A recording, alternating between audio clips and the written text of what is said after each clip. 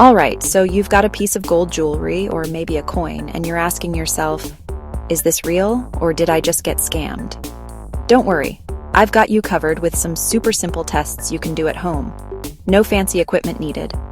First up, the magnet test. Real gold is not magnetic. Grab a regular fridge magnet and hold it close. If it sticks or reacts at all, it's probably fake or mixed. If nothing happens, good sign. Keep going.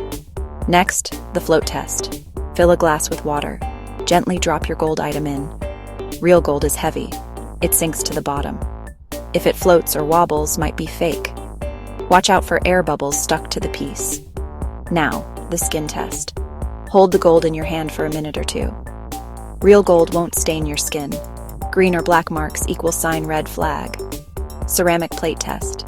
Use an unglazed ceramic plate or the back of a tile. Gently drag your gold across it. Real gold leaves a gold streak. Fake leaves black. Be gentle, don't scratch your jewelry. Finally, the acid test, a bit risky. Buy a gold testing kit and follow instructions.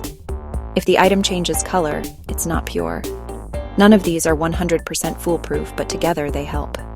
Still unsure? Take it to a professional for a final verdict. Now you know what to do. Right at home.